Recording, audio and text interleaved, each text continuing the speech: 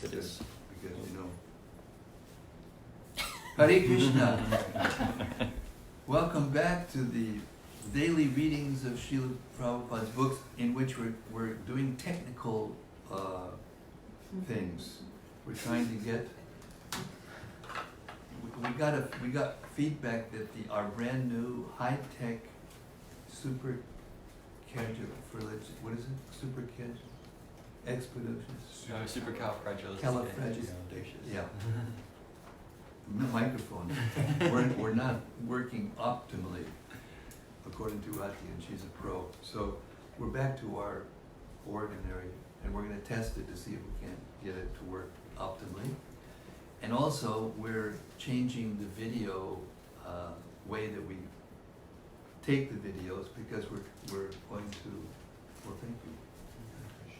I don't deserve it, but I'll take it anyway, because it's a cause of mercy.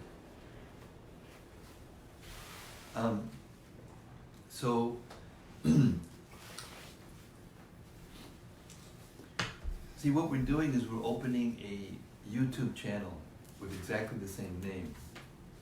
And for the videos that we've already done, when you upload them,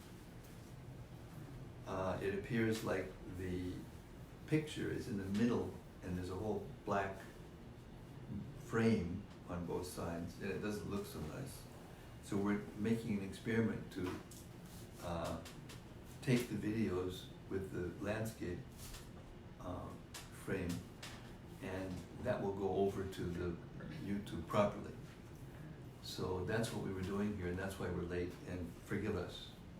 I know you do, because you're advanced Vaishnavas. The reason I know that you're advanced Vaishnavas is because of what I heard from Gopi Pranadhana Prabhu.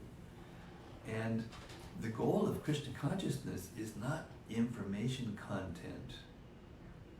It's not learning a bunch of information and then passing a test and then getting a degree and some letters after your name. But the goal of Krishna consciousness is to get a taste, for hearing, to be able to relish hearing about Krishna, especially the Srimad-Bhagavatam from Srila Prabhupada, because that is actually the litmus test for how we're advancing in our spiritual lives, how much we can relish hearing. We should drink this through our ears. That's the goal. Not that we're trying to memorize a lot of things. There's nothing wrong with memorizing, especially if you're a frontline preacher and you have to preach in places like India where they really, looking scrutinizingly to know the verses and all of that. But the main thing is to get a taste from hearing from Srila Prabhupada, and that's why I've decided to do this daily readings every day, like I do, with mainly just hearing from Srila Prabhupada, and trying to give a taste, because I have a taste. I love to hear, and I get nectar when I hear. So, okay, Hare Krishna. With all of that done, we're going to start again with our readings. First we'll hear Sanatana Goswami's glorification, his own glorification of Srimad-Bhagavatam, Srimad-Bhagavata Mahima Stotram. Every day we hear it because it also helps us to understand deeper and go deeper into our hearing. It goes like this. Sarva Shastra Dipiyusha Sarva Vedaika Satpala Sarva Siddhanta Ragnadia Sarva Lokaika Drikprada. O nectar from the ocean of all scriptures, singular fruit of all the Vedas, rich mine of the precious gems of all conclusive truths, you are the only giver of sight to all the worlds. Sarva Bhagavata Prana Srimad-Bhagavata Prabho Kalipantoditaditya Shri Krishna Parivartita. O life air of all the Supreme Lord's devotees, O Master Srimad-Bhagavatam, you are the sun risen in the darkness of the Kali. You are the exact image of Shri Krishna. Paramanandapataya Prema Varshakshurayate Sarvadava Sarvasevyaya Shri Krishnaya Namostume. I bow down to you, who is supremely blissful to read, Your every syllable pours down a flood of prema. You can always be served by everyone. You are Sri Krishna himself.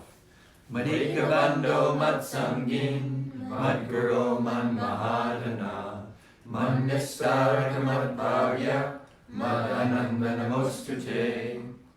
My only friend, my constant companion, my spiritual master, my great wealth, my savior, my good fortune, my source of ecstasy, I bow down to you. Sadhu Sarutadayin, Atinicho Chatakara, Anamunchakara Chinmam, Prindarit Kantayoswara. O bestower of saintliness to the unsaintly, O exalter of the most fallen, please never leave me. Always appear in my heart and my voice with pure love. Om Namo Bhagavate Vasudevaya. Om Namo Bhagavate Vasudevaya. Om Namo Bhagavate Vasudevaya. Om Namo Bhagavate Vasudevaya. Om Namo Bhagavate Vasudevaya. Om Namo Bhagavate Vasudevaya. I'm going to put this up. So open one of those cameras. They're really big. There's a really big book. Wait. Yeah, right in the book. Yeah, right there. I happen to remember that was there somehow or other. By the grace of Krishna.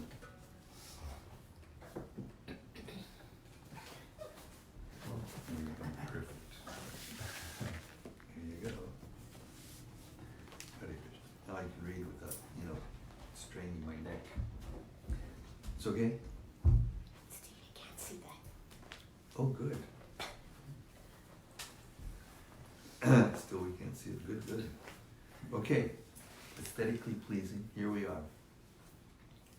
Now, we're hearing a lot of details about what it means to be a human being in an actual Vedic culture. And we shouldn't freak out that, if you're a brahmachari or grihastha, you're not doing everything that's in this section. Because Prabhupada told us many times in many purports that it's not possible to follow all these things strictly. So don't freak out, but notice that there are things that we can follow and we have to do our best. Okay? And hopefully as the movement, expands and as hopefully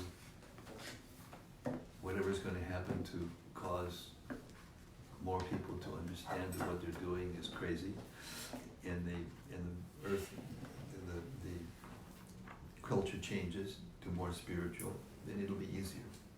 But for now, just relish what the perfection is in human society. Okay, we're on the 12th verse of the 12th chapter of 7th Canto of Srimad-Bhagavatam. And this is entitled, what's the title of the chapter, because I can't see The Perfect Society. The Perfect Society. For spiritual classes. For spiritual classes. Text 12. Brahmacharis, or grihastas, everybody in here except for me is either a brahmachari or a grihasta, so here we are. Brahmacharis or grihastas who have taken the vow of celibacy as described above should not indulge in the following: applying powder or ointment to the eyes, massaging the head with oil, massaging the body with the hands, seeing a woman or painting a woman's picture, eating meat, drinking wine, decorating the body with flower garland. Oops, no, this is Mahaprasada, so this is okay. Smearing scented ointment. See how it works? You read that and you say, oh look, this Swami is not following, therefore reject him. But this doesn't mean, Mahaprasada that's been offered to the deity, flowers. Smearing scented ointment on the body or decorating the body with ornaments. These they should give up. Text 13 and 14. According to the rules and regulations mentioned above, one who is twice born, namely a Brahmana, Kshatriya, or Vaishya, should reside in the Gurukula under the care of the spiritual master. That means 5-year-olds. That's why it's so difficult, because we're trying to have brahmachari ashrams with 25-year-olds starting out. There he should study and learn all the Vedic literatures along with their supplements and the Upanishads according to his ability and power to study. Very important. According to the, not everyone should, it's not one thing, one standard for everybody. It's not like that. If possible, the student or disciple should reward the spiritual master with remuneration the spiritual master requests, and then following the master's order, the disciple should leave and accept one of the other ashramas, namely the Grihastha ashrama, Vanaprastha ashrama, or Sannyas ashrama, as he desires. Purport. So that's an important point, because nowadays, when we started to get off into this Varnashrama discussion, more or less people thought that Varnashrama means Grihastha. You know, but the wider, the bigger vision is that Varnashrama means all 4 divisions of occupation and spiritual division. Without all 8 of them, you don't have a human society. It can't be just Grihasthas. And what's happened in the movement in general, sometimes in some places, and that's why we don't have any brahmachari ashram here, because the opinion is it's not possible. Well, I got news for you. It is possible, but it takes will. It takes will. It takes strength. It takes someone to do it with that proper understanding. So here we are with our 3 bright, shining brahmacharis, students. Well, they're not 5 years old, but it makes a difference. Everybody's noticing. It makes a difference. In the morning program, everyone notices. Okay. I don't usually give this much commentary, but some of these things need some little commentary. Okay. To study the Vedas and understand them, of course, requires some special intelligence. But the members of the 3 higher sections of society, namely the Brahmanas, Kshatriyas, and Vaishyas, must learn the Vedic literatures according to their capability and power to understand. In other words, studying the Vedic literatures is compulsory for everyone but the Shudras and Andyajas. The Vedic literature gives the knowledge that can lead one to understand the absolute truth, Brahman, Paramatma, or Bhagavan. Gurukula, or the reformatory educational institution, should be used only to understand Vedic knowledge. At the present time, there are many educational institutions for training in technology, but such knowledge has nothing to do with the understanding of the absolute truth. Technology, therefore, is meant for the Shudras, whereas the Vedas are meant for the Dvijas. Consequently, this verse states, Dvijo ditya vibhudya cha trayin sangopanisham sangopanishadam. At the present time, in the age of Kali, practically everyone is a Shudra and no one is a Dvija. Therefore, the condition of society has very much deteriorated. Another point to be observed from this verse is that from the brahmachari ashram, one may accept the sannyasa ashram, vanaprastha ashram, or grihastha ashram. It is not compulsory for a brahmachari to become a grihastha. Because the ultimate aim is to understand the absolute truth, there's no necessity of going through all the different ashrams. Thus, one may proceed to the sannyasa ashram directly from the brahmachari ashram. Srila Bhaktisiddhanta Saraswati Thakur accepted the sannyas ashram directly from the brahmachari ashram. In other words, His Divine Grace Bhaktisiddhanta Saraswati Thakur did not think it compulsory to accept the grihastha ashram or vanaprastha ashram. So these things are done according to the capacity of one. If one doesn't have the capacity to go from the brahmacharya ashram to sannyasa ashram, to fall on his face. So for the vast majority of people, they go through these four, steps spiritually: brahmacharya, grihastha, vanaprastha, and sannyas. But it's not absolutely necessary. And if a young man comes and is very much inclined to stay brahmacharya, then he should be encouraged to try. Shouldn't be discouraged from the beginning. Anyway, we know that everyone's going to be grihastha anyway, so now you should start to prepare and think about it. No, that'll ruin everything. And then you'll never be able to be a grihastha brahmachari, which is one of the goals. Okay, text 15. One should realize that in the fire, in the spiritual master, in oneself, and in all living entities, in all circumstances and conditions, the Supreme Personality of Godhead Vishnu has simultaneously entered and not entered. He is situated externally and internally as the full controller of everything. Shall I read that again? One should realize that in the fire, in the spiritual master, in oneself, and in all living entities, in all circumstances and conditions, the Supreme Personality of Godhead Vishnu has simultaneously entered and not entered.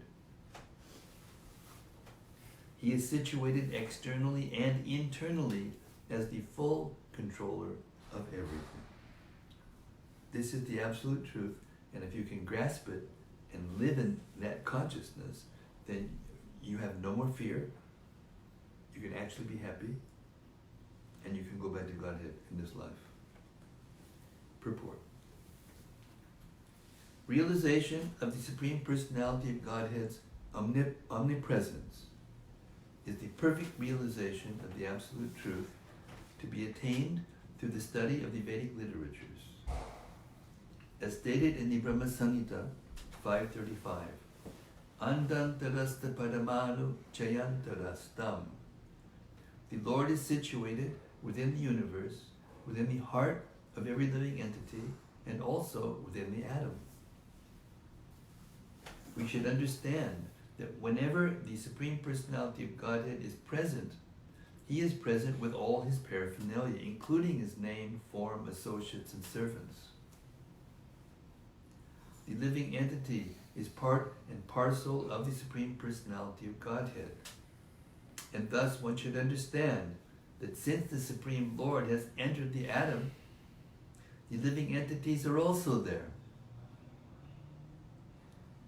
One must accept the inconceivable quality of the Supreme Personality of Godhead, for no one can understand from the material point of view how the Lord is all-pervasive, and yet is situated in His own abode, Goloka, Vrindavan. This realization is possible if one strictly follows the regulated principles of ashrama, brahmacharya, grihastha, vanaprastha, and sannyas. Srila Madhvacharya says in this regard, Apravishta sarvagata, pravishtas tvanarupavan, evam dvirupo bhagavan, harir eko janardanaha. Supreme Personality, one thing I want to say is that you should understand that it's not possible to understand all these things immediately. But you have to continue to try. And by doing that over years and years and years and years, eventually you get it. It seeps in almost like osmosis by hearing continuously every day. So no one should feel discouraged or that you can't grasp it right away. Just keep hearing, okay? And trying to understand. Okay, again, the Supreme Personality of Godhead in His original form has not entered everything, Apravishta, but in His impersonal form, He has entered, Pravishta. Thus He has entered and not entered simultaneously. This is also explained in the Bhagavad Gita 9:4, wherein the Lord says, Maya tadamidam sarvam jagat avyakta murtina matstani sarvabhutani nachaham teshravastitaha. The Lord is present everywhere, and still everything is not within Him. Thus there is unity in variety. Ekatvam bahutvam. Text 16. By practicing in this way, whether one be in the brahmacharya ashram, grihastha ashram, vanaprastha ashram, or sannyas ashram, one must always realize the all-pervading presence of the Supreme Lord, for in this way it is possible to understand the absolute truth. Purport. This is the beginning of self-realization. One must first understand how Brahman is present everywhere and how he is acting. This education is called Brahma Jigyasa and is the real concern of human life. Without such knowledge, one can claim to be a human being. One cannot claim to be a human being. Without such knowledge, one cannot claim to be a human being. Rather, he remains in the animal kingdom. It is said, Saeva Gokara. Without such knowledge, one is no better than a cow or an ass. If you notice all the different legislative bodies and political systems right now in the world that are trying to figure things out, when you watch them doing it, all they're doing is, and then the other one gets them, and then they fight. And nobody understands which direction to go or what to do.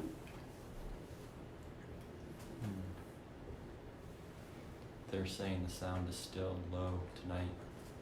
Maybe it was covered by the flowers. Is it better now? Is that Rati Manjari? Mm-hmm. And Sudevi. You know, as far maybe it was flowers covering it up. Is it okay now? Send me a message. Type away. Is it okay now? There's usually a delay, so it may take a second for them to respond.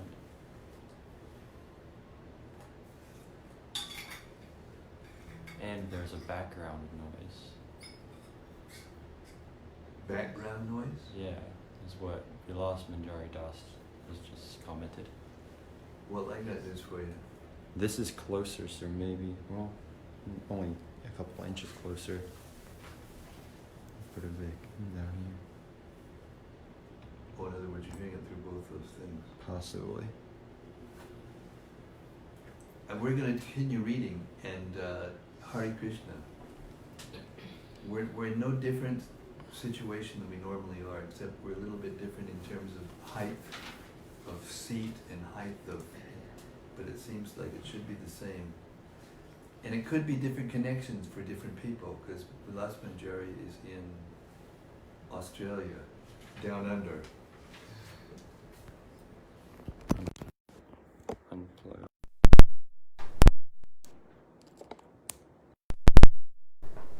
What about these ones? I unplugged this one so that there's no echo at all until. Okay. I agree, did that one already. All right, here we go. Text 17. I mean, you know, do you notice what the technology does? It breaks up everything. It wants to disturb everything. This is Maya coming in. Okay, 17. O King, I shall now describe the qualifications for a vanaprastha. Oh, now it's okay. Oh, we're all right.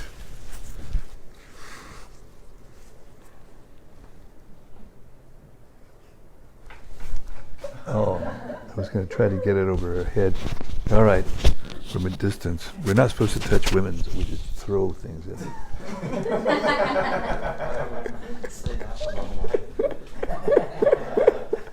We have a little family over here, just in case you didn't notice, and it's becoming pretty nectarian, so Hare Krishna. We're drinking this through our ears, and it's waking our souls up. That's what's happening. Okay. O King, I shall now describe the qualifications for a vanaprastha, one who has retired from family life. By rigidly following the rules and regulations for the vanaprastha, one can easily be elevated to the upper planetary system known as Maharloka. Text 18. A person in vanaprastha life should not eat grains grown by tilling of the fields. He should also not eat grains that have grown without tilling of the field, but are not fully ripe. He should also not eat grains that have grown without tilling of the field, but are not fully ripe. Nor should a vanaprastha eat grains cooked in fire. Indeed, he should eat only grains and fruit ripened by the sunshine. Okay, try that to see if that works for you. That's not going to work. So therefore, there's certain things here that are just, out of the question, except for very, very rare souls. Text 19. A vanaprastha should prepare cakes to be offered in sacrifice from fruits and grains grown naturally in the forest. Because vanaprastha means living in the forest. You should be living in the forest, then you can do these things. When he obtains some new grains, he should give up his old stock of grains. Text 20. It's so fascinating, the details, isn't it?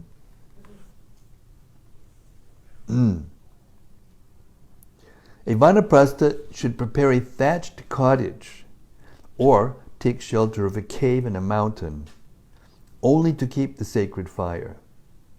But he should personally practice enduring snowfall, wind, fire, rain, and the shining of the sun.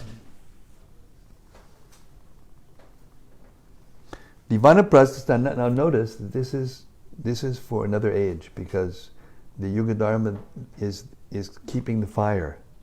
I mean, we do it also in certain temples. In some places we keep the fire. In Mayapur there's, places where fires are kept all the time. The vanaprastha should wear matted locks of hair on his head and let his body, hair, nails, and mustache grow. He should not cleanse his body of dirt. He should keep a water pot, deerskin, and rod, wear the bark of a tree as a covering, and use garments colored like fire. Text 22. Being very thoughtful, a vanaprastha should remain in the forest for 12 years, 8 years, 4 years, 2 years, or at least 1 year. Now we're getting down to possibilities here.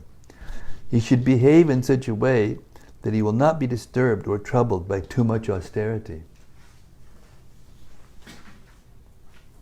Too much of everything, even a good thing, can be a bad thing.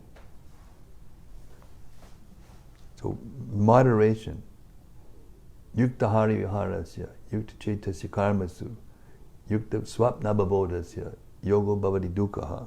Krishna says in the Gita that if you eat too much, eat too little, sleep too much, sleep too little, have too much fun, have not enough fun, work too hard, work not enough, you can't perform yoga.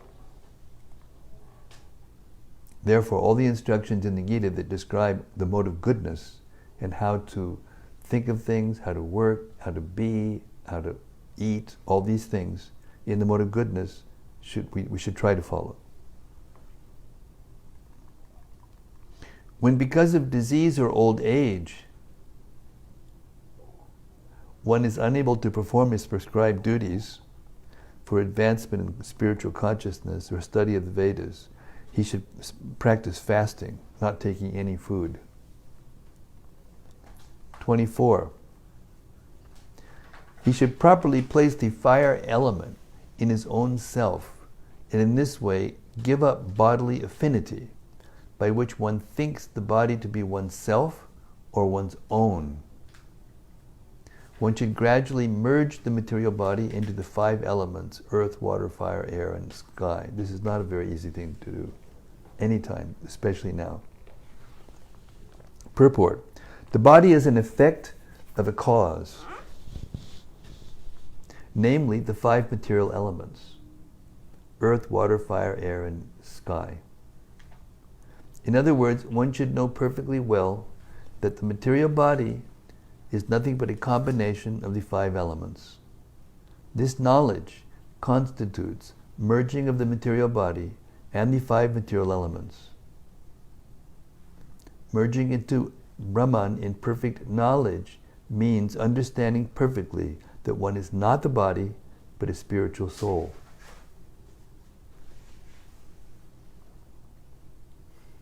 (25) A sober, self-realized person who has full knowledge should merge the various parts of the body in their original sources. This is why Lord Chaitanya came to deliver us from this, because it's not possible for us to do this in this age. But we can chant Hare Krishna and get the same result. The holes in the body are caused by the sky. The process of breathing is caused by air. The heat of the body is caused by fire, and semen, blood, and mucus are caused by water. The hard substances like skin, muscle, and bone are caused by earth. In this way, all the constituents of the body are caused by various elements, and they should be merged again into those elements. Purport. To be self-realized, one must understand the original sources of the various elements of the body. The body is a combination of skin, bone, muscle, blood, semen, urine, stool, heat, breath, and so on, which all come from earth, water, fire, air, and sky. One must be well conversant with the sources of all these bodily constituents. Then one becomes a self-realized person, or Atmavan, one who knows the self. 26 to 28. Thereafter, the object of speech, along with the sense of speech, the tongue, should be bestowed upon fire. Patrick tried to do that to me the other day. Craftsmanship and the 2 hands should be given to the demigod Indra. The power of movement of the legs should be given to Lord Vishnu. Sensual pleasure along with the genitals should be bestowed upon Prajapati. The rectum with the power of evacuation should be bestowed in its proper place into Mrityu. The oral instrument should be bestowed in its proper the oral instrument along with sound vibration should be given to the deities presiding over the directions. The instrument of touch along with the sense objects of touch should be given to Vayu. Form with the power of sight should be bestowed upon the sun. The tongue along with the demigod Varuna should be bestowed upon water, and the power of smell along with the 2 Ashwini Kumara demigods should be bestowed upon the earth. This is all done in meditation. Text 29 to 30. The mind, along with all material desires, should be merged in the moon demigod, and all subject matters of intelligence, along with the intelligence itself, should be placed in Lord Brahma. False ego, which is under the influence of the material modes of nature,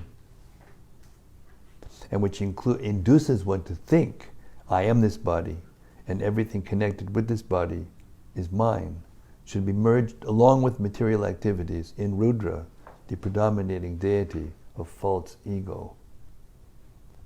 Material consciousness, along with the goal of thought, should be merged in the individual living being, and the demigods, acting under the modes of material nature, should be merged along with the perverted living being into the Supreme Being. The earth should be merged in water, water in the brightness of the sun, this brightness into the air into the sky into the false ego into the total material energy, the total material energy into the unmanifest ingredients, the pradhan feature of the material energy, and at last, the ingredient feature of material manifestation into the supersoul. Text 31. When all the elements When all the material designations have thus merged into their respective material elements, the living beings, who are all ultimately completely spiritual, being one in quality with the Supreme Being, should cease from material existence as flames cease when the wood in which they are burning is consumed. When the material body is returned to its various material elements, only the spiritual being remains. This spiritual being is Brahman and is equal in quality with Parabrahman. Thus end the Bhaktivedanta purports of the 7th canto, 12th chapter of Srimad-Bhagavatam, entitled The Perfect Society, Four Spiritual Classes.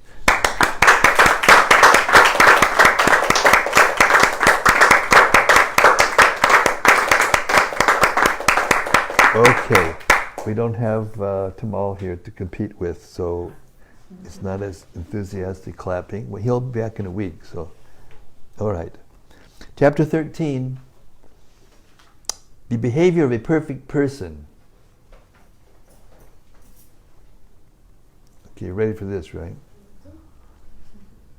The 13th chapter describes the regulative principles for sannyasis, and also describes the history of an avadhuta. It concludes with a description of perfection for the student in spiritual advancement. Sri Narada Muni has been describing the symptoms of various ashramas and varnas. Now in this chapter, he specifically describes the regulative principles to be followed by sannyasis. After retiring from family life, one should accept the status of vanaprastha, in which he must formally accept the body as his means of existence, but gradually forget the bodily necessities of life. After vanaprastha life, having left home, one should travel to different places as a sannyasi. Without bodily comforts and free from dependence on anyone with respect to bodily necessities, one should travel everywhere wearing almost nothing, or actually walking naked. Without association with ordinary human society, one should beg alms and always be satisfied in himself. One should be a friend to every living entity and be very peaceful in Krishna consciousness. A sannyasi should travel alone in this way, not caring for life or death, waiting for the time when he will leave his material body. He should not indulge in unnecessary books or adopt professions like astrology, nor should he try to become a great orator. He should also give up the path of unnecessary argument and should not depend on anyone under any circumstances. He should not try to allure people into becoming his disciples just so the number of his disciples may increase. He should give up the habit of reading many books as a means of livelihood, and he should not attempt to increase the number of temples or mats or monasteries. When a sannyasi thus becomes completely independent, peaceful, and equipoised, he can select the destination he desires after death and follow the principles by which to reach that destination. Although fully learned, he should always remain silent, like a dumb person, and travel like a restless child. We've already heard of examples of this, Rishabdev. In this regard, Narada Muni described a meeting between Prahlad and a saintly person who had adopted the mode of life of a python. In this way, he described the symptoms of a Paramahamsa. A person who has attained the Paramahamsa stage knows very well the distinction between matter and spirit. He is not at all interested in gratifying the material senses, for he is always deriving pleasure from devotional service to the Lord. He is not very anxious to protect his material body, being satisfied with whatever he attains by the grace of the Lord. He is completely independent of material happiness and distress, and thus he is transcendental to all regulative principles. Sometimes he accepts severe austerities, and sometimes he accepts material opulence. His only concern is to satisfy Krishna, and for that purpose he can do anything and everything, without reference to the regulative principles.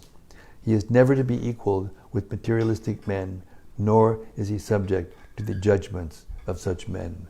So I'm going to stop here. It's almost 7:30 already. We started a little late, but that way we can start tomorrow from the beginning of a chapter.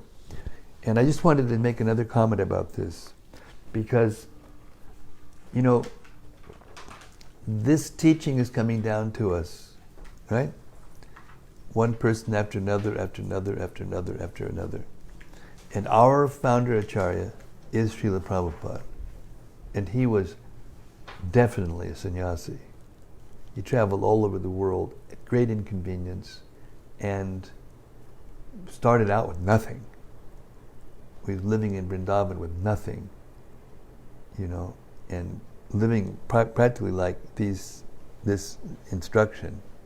And actually many of us who have taken rounds to order or have become preachers under Prabhupada's guidance, we take him as the example. And if you don't do that, then when you hear about Prabhupada and read stories about Prabhupada, what he did, and see pictures of Prabhupada and how he looked, then you say, oh, he didn't look like this sannyasi. He's not naked. You know, he's not. He's taking all kinds of things. He had everywhere he went, he had somebody picked him up in a car, and he was traveling in airplanes, and you know, he had so many adoring disciples. Whatever little thing he needed, they would give, because that's the thing. You know, he's engaging everything in Krishna's service. So externally, he may not be the person who just gives up everything, but he engages everything, including his disciples, in devotional service, in Krishna's service. And the Paramahansa stage of that preacher devotee, like Prabhupada, then he organizes the spreading of Krishna consciousness, because that's Lord Chaitanya's movement, to organize the spreading of Krishna consciousness, even as a sannyasi. And he'll sit in one place. And Prabhupada always asks us, okay, now please you take the management so I can sit down in one place and finish the Bhagavatam. But because we were so young and inexperienced, we couldn't do it, he just kept going. And he didn't get worried that he wasn't following strictly this rule or that rule or regulation. He just kept going on until the very end. And finally, when he could not move at all, then he took that Paramahansa stage. But he was always a Paramahansa. He was always a Paramahansa. Even when he was acting as a Parivrajagacharya, he was Paramahansa. Because what was the symptom? Whatever he was doing, even if he was managing a huge, international organization, he was always talking about Krishna. You noticed? You listened to his lectures, how many here listen to his lectures? Gotcha. You got to listen to his lectures, and listen to his room conversations, and listen to his morning walks, and then you can get trained by a Paramahansa. And he was dealing with all kinds of things, but what was he doing? He was always talking about Krishna. He would use examples from the pastimes of so many personalities in the scriptures to explain how we should think and what we should do. Otherwise, we're just on our mental platform, with our own ideas, we're trying to figure it out. Okay, that's my little preface to the open mic part of our program. Now we'll have the open mic part of our program. Reflections from what we've heard so far.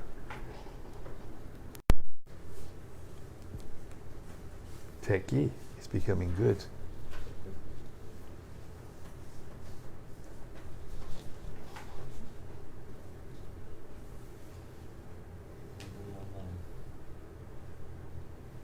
Well, I was listening to Gopi Premananda's lecture today, and normally there was all kinds of questions, but must be the stars, because when he said, "Are there any questions?" and there were none. Oh. And he said, "Okay, glory to Srila Prabhupada," and then he moved on. Does somebody have something? Anything they want to talk about? Anything? I'll make a small comment that was kind of... Bhakta Patrick's going to make a small comment. On the first text, it said not to massage the body with the hands for brahmacharis, but then I've also heard that devotees touch the bodies of devotees. So is that? That's the difference between just a brahmachari and being a devotee. The regulative principles for pure devotees are different than these basic regulative principles for following varnashram system. And therefore, and I'll always go back to this because this is the reality.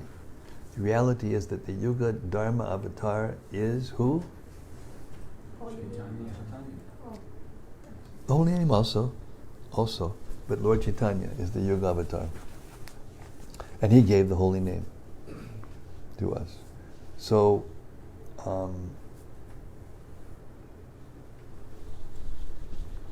so we should follow in his footsteps according to our capacity. And we heard that, remember? You know, we can't imitate Lord Chaitanya or Haridas Thakur or Rupa Goswami, all these great souls, or even these descriptions that we have here. We can't imitate them.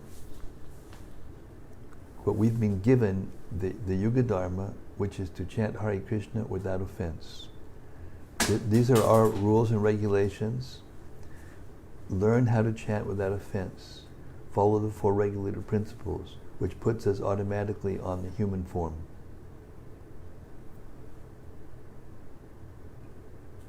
And then try to chant without offense.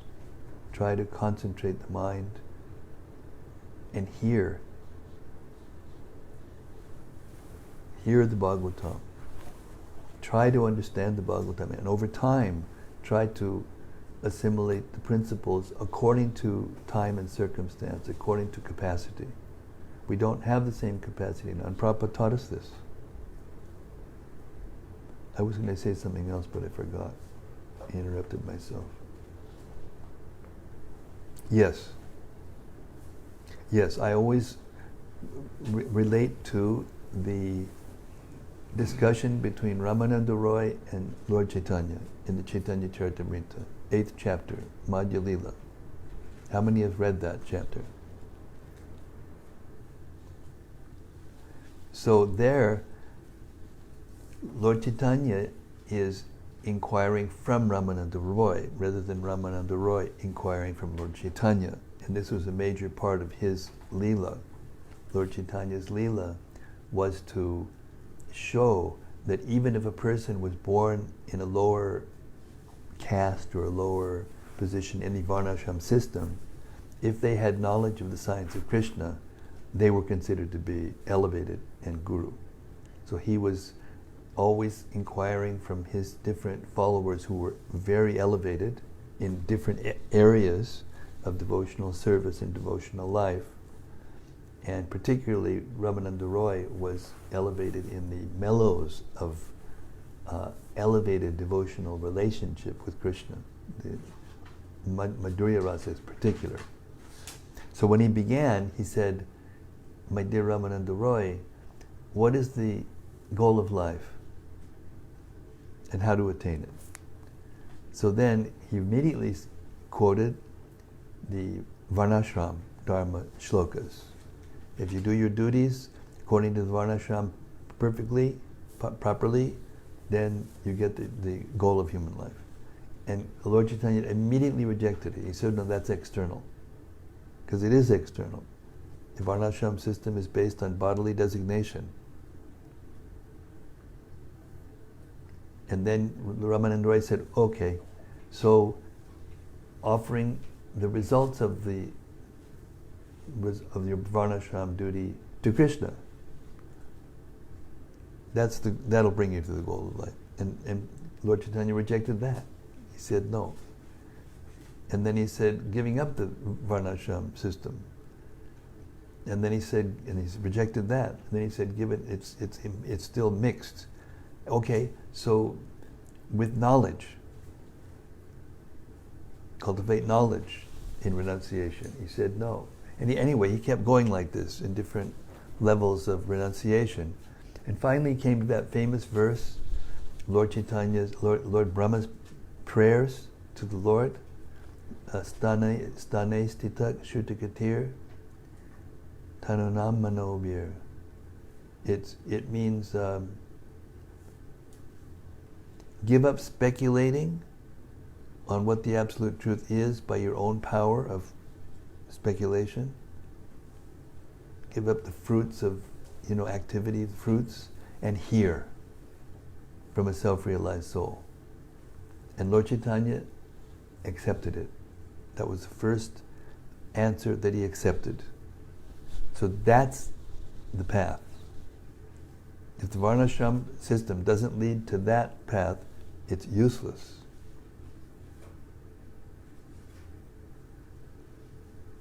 If it leads to that path, then it's useful. To hear about Krishna and to learn to relish the pastimes of Krishna and the philosophy given by Krishna, that is the beginning of perfection. And from there, then we can go to higher things. That's the Yuga Dharma, Harinam Sankirtan, chanting the holy name and chanting the Srimad-Bhagavatam together in the company of pure devotees.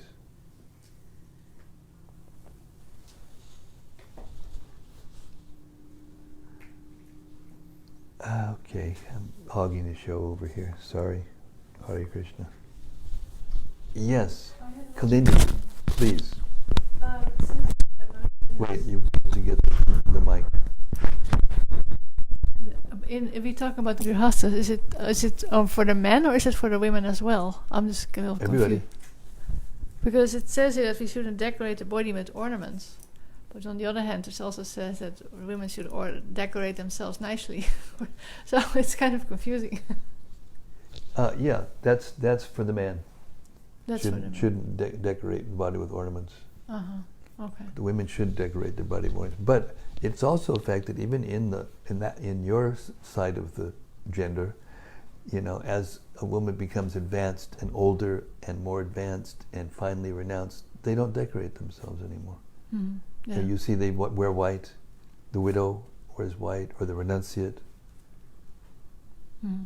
It's not that a woman can't become renounced or a woman can't become advanced in that way, even as a spiritual authority, but they generally stay in the family or in the village or in a place where they're protected, Mm-hmm. And they're the authorities. Everybody comes to grandma, and asks, what about this and what about that? How to do this, how to think about that. And she doesn't just make it all up in the Vedic culture. Mm. She's also studied and she knows. But she wears white and she doesn't dress up and put makeup on and all those kinds of things. Yeah, okay. I was just thinking about it.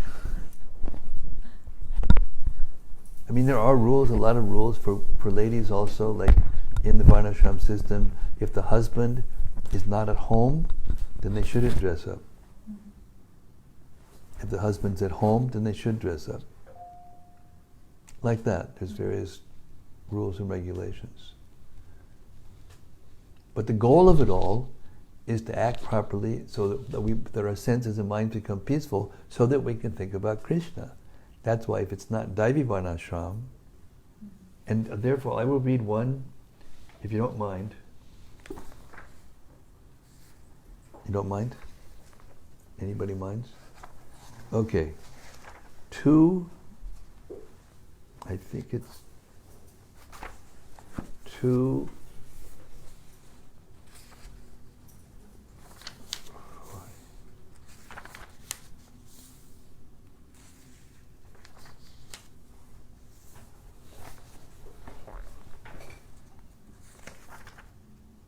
Yes, 248. Yogasta kurakarmani sangam tyaktvat dhananjaya siddhyo samo bhutva samatvam yoga uchite. Perform your duty, that's Varnashram, equipoised, O Arjuna, abandoning all attachment to success or failure. Such equanimity is called yoga. Here at the end of the purport, Prabhupada says, well, I'll read the whole purport. Krishna tells Arjuna that he should act in yoga. And what is that yoga? Yoga means to concentrate the mind upon the Supreme by controlling the ever-disturbing senses. And who is the Supreme? The Supreme is the Lord. And because he himself is telling Arjuna to fight, Arjuna has nothing to do with the results of the fight. Gain or victory are Krishna's concern. Arjuna is simply advised to act according to the dictation of Krishna. The following of Krishna's dictation is real yoga. And this is practiced in the process called Krishna consciousness. By Krishna consciousness, one can give up the sense of proprietorship. One has to become the servant of Krishna, or the servant of Krishna. That is the right way to discharge duty in Krishna consciousness, which alone can help one to act in yoga. Arjuna, and here's the paragraph that I was particularly referring to. Arjuna is a Kshatriya, and as such, he is participating in the Varnashrama institution. So it's not that when Krishna says, go out and fight, that we, take out, weapons and run out into the,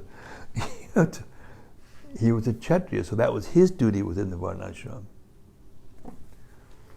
It is said in the Vishnu Purana that in the Varnashram Dharma, the whole aim is to satisfy Vishnu.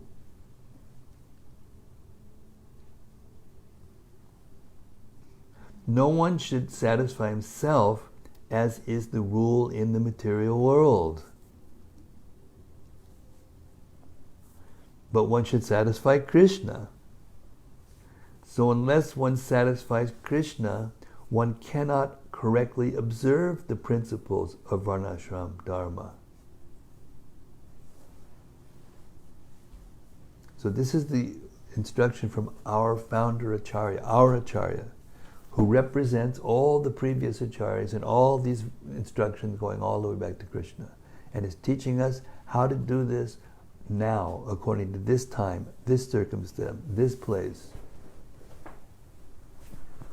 So if we look to Prabhupada and his example as our founder Acharya, we will learn how to apply these principles properly in the modern, Western or even Eastern context.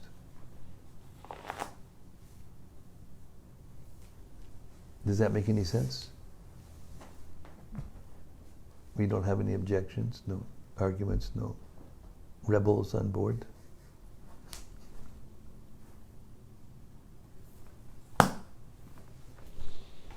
We've got 2 questions on here. 2 questions from cyberspace. Yes. Vijay Lakshmi asked one. Vijay Lakshmi, Hare Krishna. He asked it at one point, and the context has kind of changed. I don't know how much sense it'll make. He says, Hare Krishna Guru Maharaj. She's from Bangalore. So she's a very cultured person. She knows the culture, so maybe we'll get some insight over here. Go ahead. Please accept my humble obeisances. She said, if that is true about Varnashram Dharma, then why did Srila Prabhupada want to establish it? He said only 50% of his work is done. Yes. It means not that we, and if you read it in context, that's one statement he said. That's why I always emphasize you have to read all the books, and you have to be able to put things in context. He did say that 50% of his work is done. Now he has to establish the Varnashram. But in many other places he says it's not possible to follow all the rules and regulations of Varnashram as given in books such as the Manusmrita, for example, or some of these sections of the Bhagavatam. So we have to try to organize ourselves according to these divisions: Brahmana, Vaishya, Brahmana, Kshatriya, Vaishya, and Shudra, and Brahmachari, Grihastha, Vanaprastha, as much as possible in this age, with the understanding that the goal and the process that actually will bring us to perfection is the Harinama, Harinama, Harinama Bhikevalam. Now there were some morning walks in, I think it was 1975 or 76, in Mayapur and Vrindavan, where all of his leading sannyasis and leading managers were around Prabhupada in morning walks, and they were asking him these questions about how to do that. And he kept having to bring the devotees back to this proper understanding that we aren't Brahmanas or Vaishyas, or even if we're acting as a Brahmana sannyasi, we're Vaishnavas. So a Vaishnava can act in any ashram or in any varna. In India, they have very strict, divisions of labor, and one person won't clean the toilet. Only one kind of person cleans the toilet, the bungi. The Brahmana doesn't. But in our temples, Prabhupada taught us that we should be able to do anything. Clean the floor, cook, clean the toilets, do anything. Versus the deity, go out and do book distribution, manage, study, preach. On the other hand, not everyone will be able to do all those things. So according to our propensities, we'll take the duty that is kind of according to what we can do easily, and do that for Krishna, and do it to the standard which will teach the world how to do those things.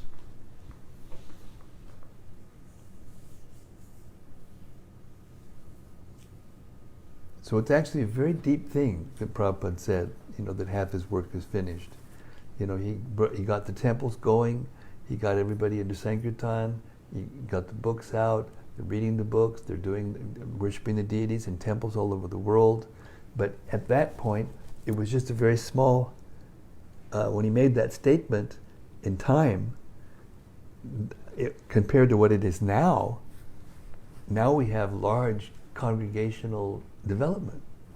Temples with large congregations of Indian-bodied people who are cultured, or in other places, in Alachua, in Mayapur, and other places. Even large communities of Western devotees.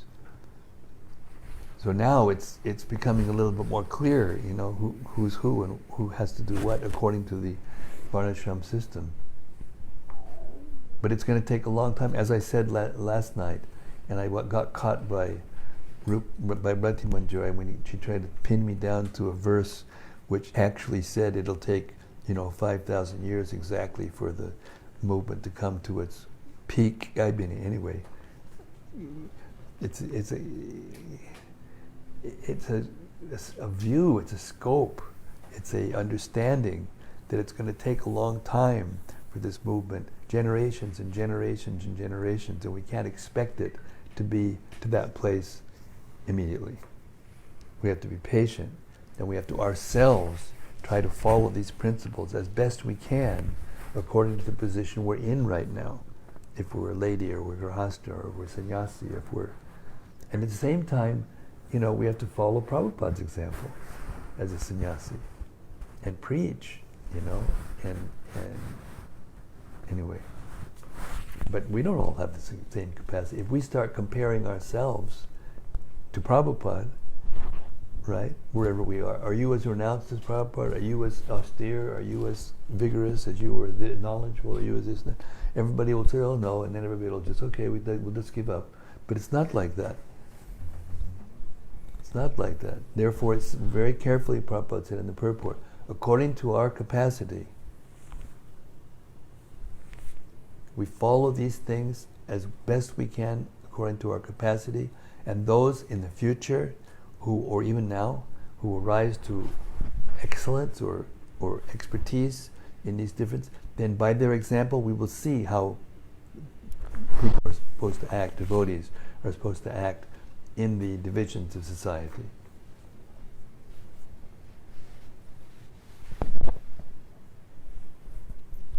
And this way, Prabhupada wanted gradually for us to organize ourselves according to those principles, as best we can in the Kali Yuga. Because it's so contaminated out there. You can't, walk around naked if you walk around naked. You can't have, 50 wives if you're a very, passionate Kshatriya warrior or king. It just, the laws won't allow it. Everything has to be adjusted. That's my basic explanation. Rati has 2 comments. She has a suggestion first, and she's asking if Srimati Tulsi Devi could be in view again, if we can have Tulsi next to you before. I don't know how that I think that was arranged when another sannyas was here, but That's good. Giriraj Maharaj Tulsi's was here. I have one in my room. We could put her here when we could do that. Yeah, we can do that. And then she asked a question as well. Dear Guru Maharaj, please accept my humble obeisances. How does what you just said about women in Vanaprastha ashram not decorating their bodies anymore and wearing white relate to the situation where one is no longer married but still working in a public position? Time and circumstance. Time and circumstance. The body, the dress is not important. It's not, especially in the Western culture, it's not important. But it helps. That doesn't mean that we say it's not important and you go anyway. I don't want to make any offense to anybody, but you know, in the way that we reject the external things, as many people, Prabhupada used to say often, yes, we dress like Vaishnavas, especially when in the temple, because it reminds us, and it reminds others. You know, I've been like this, and I never went to the side of wearing Western clothes whenever I travel. The many devotees do. When they go out and do their business and run around town and do this, they dress up in their regular, so they don't, I don't know what, make a show or don't cause other people agitate or embarrass themselves, or maybe they want to do something that's not in line, and they can hide that way. I don't know. It depends what each person's different. But so it's like if it's our nature, especially in the West. We're trying to get this, okay, you know, and we want to apply this to everybody and everything. It's not like that. It's not like that.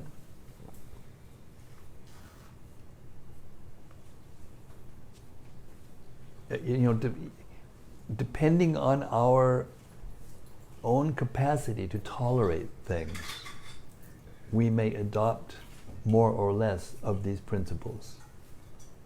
If we can tolerate, you know, then we can accept them all and go out there in public and try to be an engineer dressing like this. Tamal Krishna Maharaj did. He got his PhD in Cambridge University and he dressed like this. He never changed anything. He even had he went by his name, Tamal Krishna Goswami. And everybody knew him by that name. But some people can't tolerate that. And he was very exalted, and therefore people respected him. Because if you're comfortable in your skin, no matter how you're dressed, especially now, in the world, you see the kinds of outfits that people wear, and you see people, men shaved completely clean on news channels that are the anchors and the big politicians and big athletes and big whatever, and everybody accepts them. Now, I know when I first started to travel, looking like this, it was sometimes tense. You get in an airplane, everybody look at you, and it was tense, and sometimes people would say something.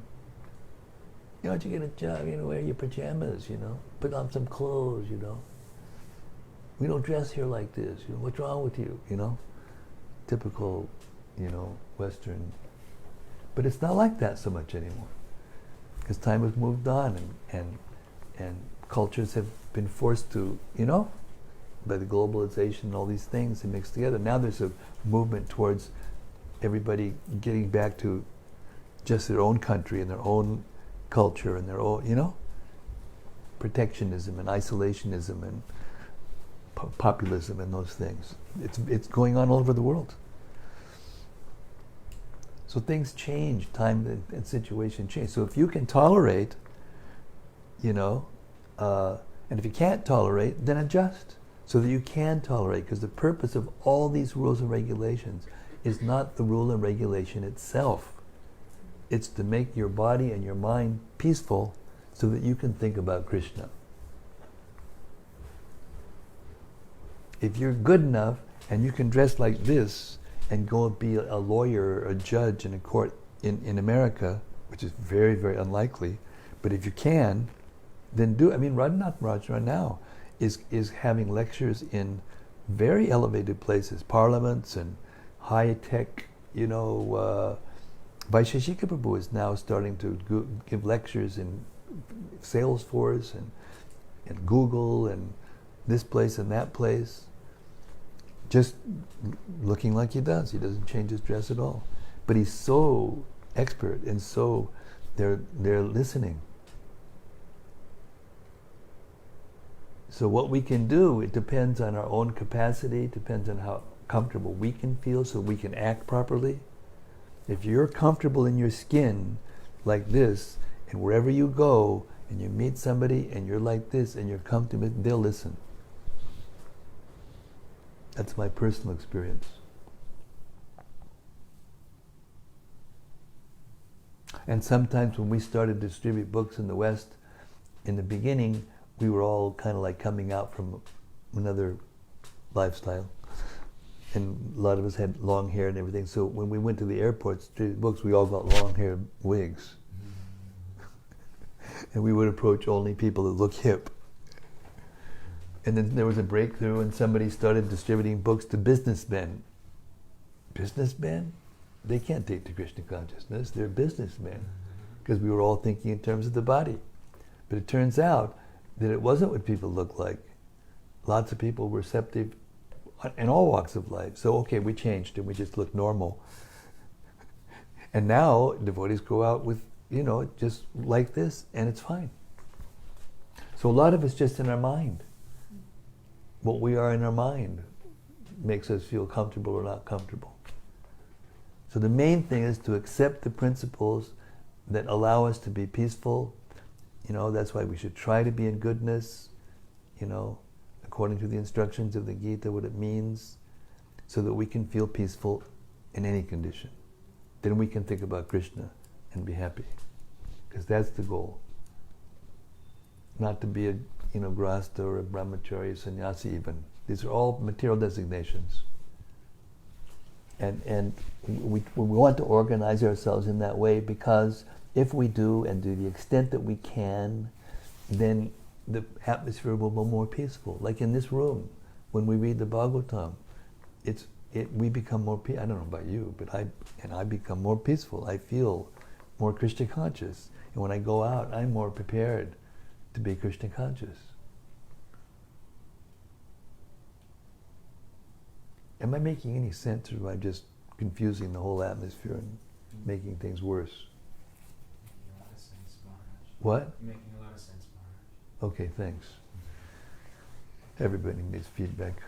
Okay, I'm going to stop now. It's 8 o'clock, and I have to get up early and work tomorrow Saturday, so I'm going to have a long recording session with our Shweta Dweep. I'm going to try to finish the 9th chapter of the Madhya Lila tomorrow. Thank you very much, and we will try to organize everything so that the way we're taking the picture and where we're sitting and the new fancy wireless mics will work properly.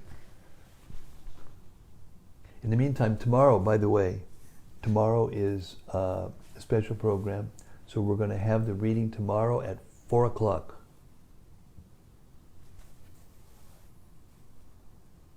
Okay, Hare Krishna, Srimad-Bhagavatam ki jai.